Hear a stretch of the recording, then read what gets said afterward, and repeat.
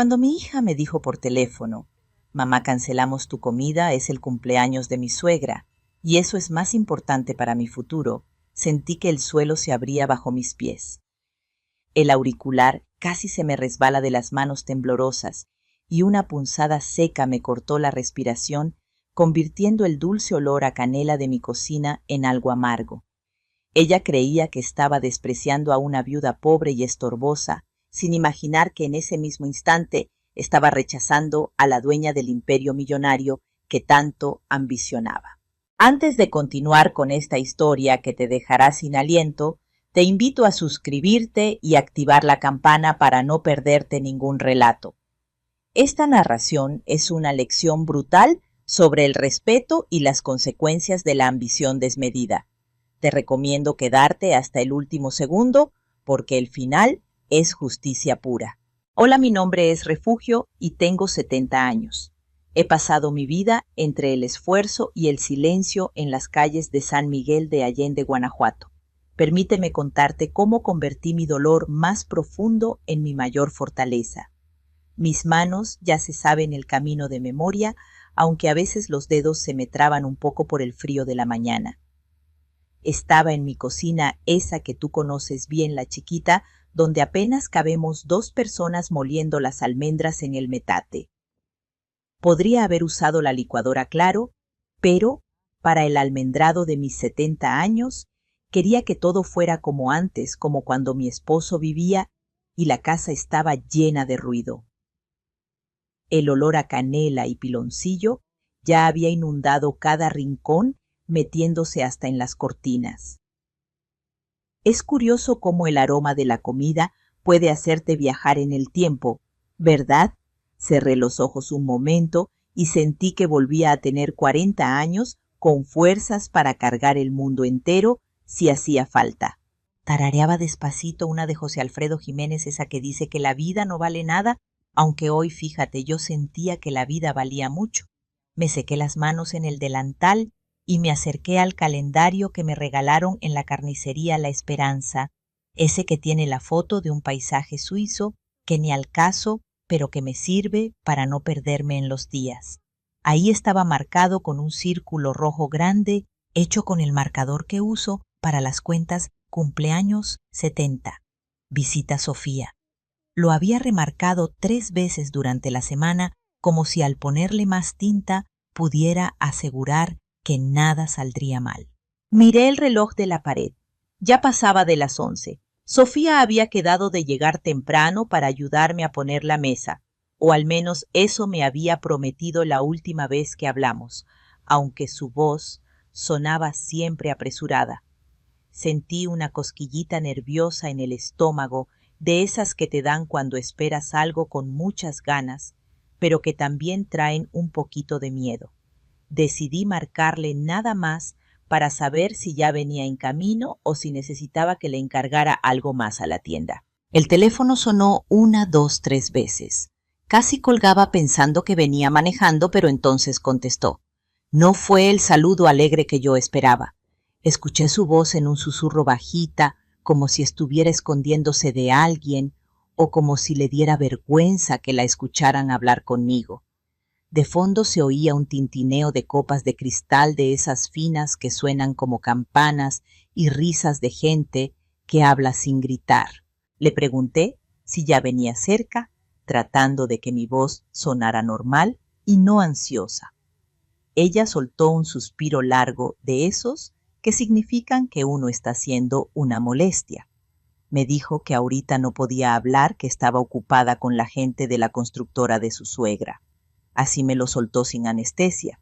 Me explicó casi regañándome en voz baja que era una reunión importante y que no podía salirse así nomás. Sentí una punzada seca en el mero centro del pecho, ahí donde dicen que se guarda la angustia. No era dolor de infarto, era dolor de madre. Me quedé callada un segundo, apretando el auricular con fuerza. Ella siguió hablando rápido, justificándose, diciendo que luego me marcaba, que entendiera que esto era por su futuro. Antes de que pudiera yo decirle que la comida ya estaba casi lista, o que las almendras las había molido a mano pensando en ella, la línea se quedó en silencio. Me colgó. Me quedé ahí parada con el teléfono en la mano y el olor a canela volviéndose de repente un poco amargo en mi garganta, mirando ese círculo rojo en el calendario que ahora parecía burlarse de mí. Colgué el teléfono despacito, como si el aparato tuviera la culpa, y me quedé mirando mis manos otra vez. Esas manos llenas de manchas y arrugas que Sofía tanto evita mirar ahora, pero que son las mismas que la sacaron adelante cuando el mundo se nos vino encima hace 25 años.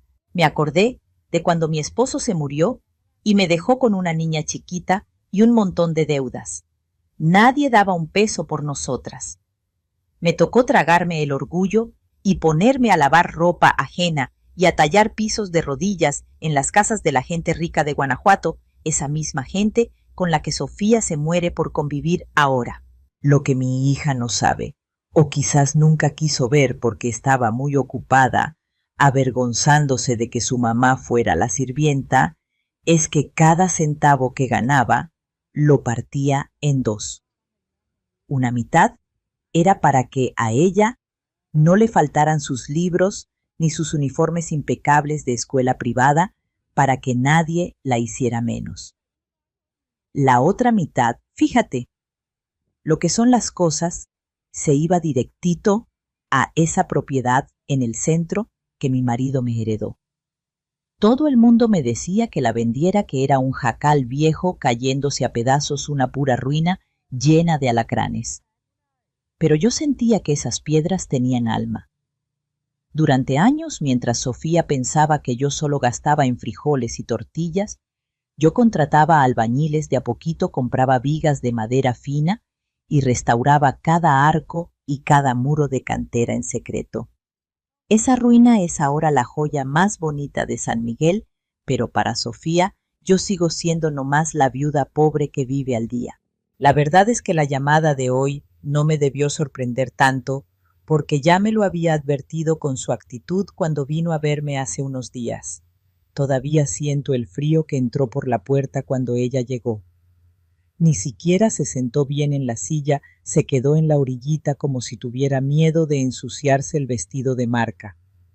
Arrugó la nariz nada más entrar, paseando la mirada por mis muebles viejos y mis santos de bulto, y me soltó con ese tonito de fastidio que ya le conozco, que la casa olía a encerrado a viejito. Me dolió, no te voy a mentir, porque esta casa, aunque humilde, siempre ha estado limpia y llena de oraciones por ella. Fue ahí parada en medio de mi sala y sin aceptar ni un vaso de agua cuando empezó a preparar el terreno. Me dijo casi como quien espanta una mosca que teníamos que cancelar la comida de mi cumpleaños. Así, sin más. Me explicó que justamente ese día era el cumpleaños de su suegra y que lo iban a celebrar en grande en su club de golf. Me insistió en que tenía que entenderla, que iban a ir los socios importantes de Jorge, su marido, y que era una oportunidad única para sus negocios. Me miró a los ojos, pero yo sentí que miraba a través de mí, y me dijo que todo eso era por su futuro, rematando con una frase que se me clavó como una espina, diciéndome que yo no me fijaba en esas cosas, como si yo fuera tonta o no entendiera de prioridades. Yo solo la escuché sintiendo cómo se me hacía chiquito el corazón. Quise gritarle que yo construí un futuro de la nada con puras uñas y dientes, que yo sabía de negocios más que ella y su marido juntos, pero me aguanté. Mi dignidad pudo más que mi coraje. Respiré hondo, forcé una sonrisa triste, de esas que duelen en la cara, y le dije que estaba bien, que lo entendía. Le dije que se fuera con su gente importante, que no se preocupara por mí. Ella pareció aliviada, me dio un beso al aire sin tocarme la mejilla y se fue dejándome con la palabra en la boca y con la sensación de que para mi propia hija yo no era más que un estorbo en su escalera social. No me quedé sentada llorando sobre el calendario, eso te lo aseguro. Después de colgar el teléfono, me sequé las lágrimas con el reverso de la mano y sentí cómo el dolor se transformaba en algo más duro, algo parecido a la dignidad. Me fui a mi cuarto, abrí el ropero y saqué aquel vestido de seda oaxaqueña, bordado a mano que tenía años guardando para una ocasión especial, esa ocasión que Sofía nunca me daba. Me arreglé el pelo, me puse mis aretes de filigrana de oro y me envolví en mi rebozo más fino. Agarré la cazuela con el almendrado, que todavía estaba tibio, y salí de mi casita humilde con la frente en alto, caminando por las calles empedradas de San Miguel, hasta llegar al centro, ahí donde los turistas se amontonan para tomar fotos.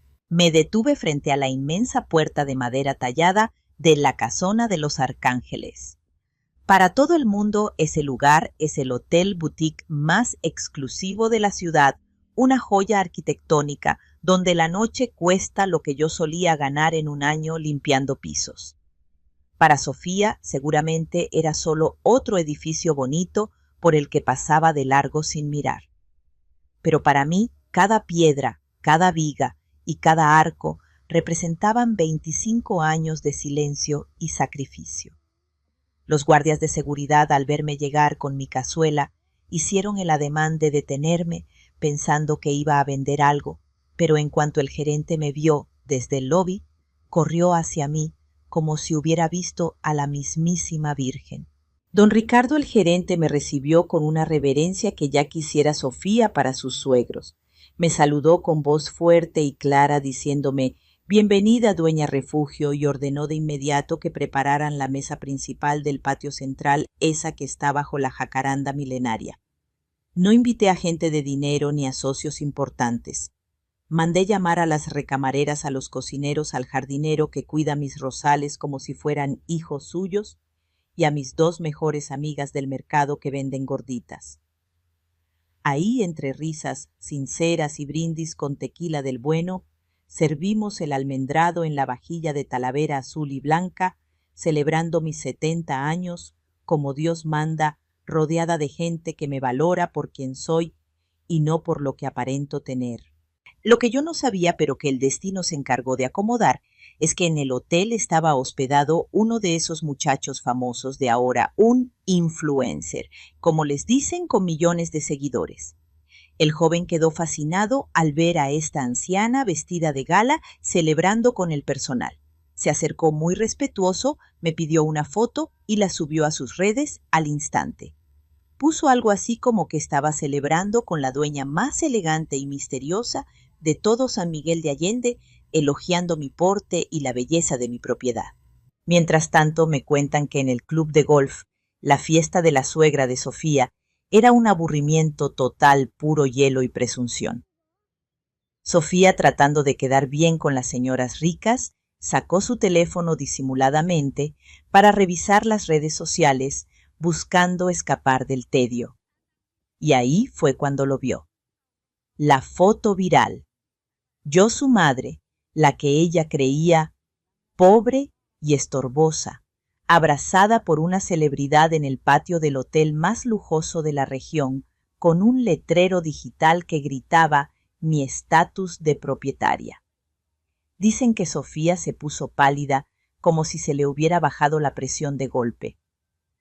El teléfono se le resbaló de las manos sudorosas y cayó al pasto mientras su mente ataba cabos a una velocidad vertiginosa, dándose cuenta con horror de que la vieja casa que tanto despreció era solo donde yo elegía dormir, pero que mi verdadero patrimonio y la herencia que ella acababa de rechazar por soberbia valía más que todo el club de golf junto.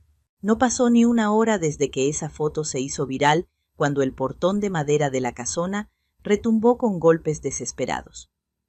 Yo seguía en el patio central sentada bajo la sombra de la jacaranda terminando mi café de olla cuando escuché el alboroto en la entrada. Mis empleados se miraron nerviosos, pero yo sabía exactamente quién era. Hice una seña tranquila a don Beto, el jefe de seguridad que lleva conmigo 10 años, para que la dejara pasar, pero solo hasta el zaguán. Me levanté despacio, alisándome el rebozo, y caminé hacia la entrada con la calma de quien no debe nada a nadie. Ahí estaba Sofía. Venía con el maquillaje corrido seguramente por haber corrido desde el estacionamiento y con ese vestido de diseñador que desentonaba violentamente con su actitud histérica. Había abandonado la fiesta de su suegra esa, que era tan importante para su futuro, en el momento exacto en que olió el dinero de su pasado. Intentó cruzar la segunda reja hacia la zona VIP, donde mis amigas del mercado seguían riendo, pero don Beto le bloqueó el paso con los brazos cruzados. Al verme aparecer su cara se transformó. No era alivio lo que vi en sus ojos, ni arrepentimiento. Era una mezcla rabiosa de codicia y traición. Me gritó ahí mismo delante de los botones y la recepcionista, sin importarle la elegancia del lugar. Me reclamó con voz quebrada que cómo era posible que yo tenía millones escondidos en esas paredes, mientras ella vivía angustiada pagando hipotecas y tratando de aparentar un nivel de vida que la ahogaba. Me acusó de mentirosa, escupiéndome las palabras como si fueran veneno, diciéndome que la había dejado vivir en la ignorancia, creyendo que yo era una pobre viuda que apenas tenía para comer, cuando en realidad era la dueña de medio centro histórico. Me echó en cara cada vez que le dijo a su marido que no podía ayudarme económicamente, como si mi supuesta pobreza hubiera sido una trampa diseñada para avergonzarla. La dejé terminar escuchando cada uno de sus reproches vacíos. Cuando por fin se quedó sin aire, la miré con una frialdad que hasta a mí me sorprendió.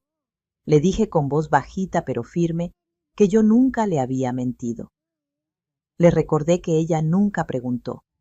Jamás se tomó la molestia de preguntarme cómo pagué su universidad privada, ni de dónde salió el dinero para su boda, ni qué hacía yo todas esas tardes que no estaba en la casa.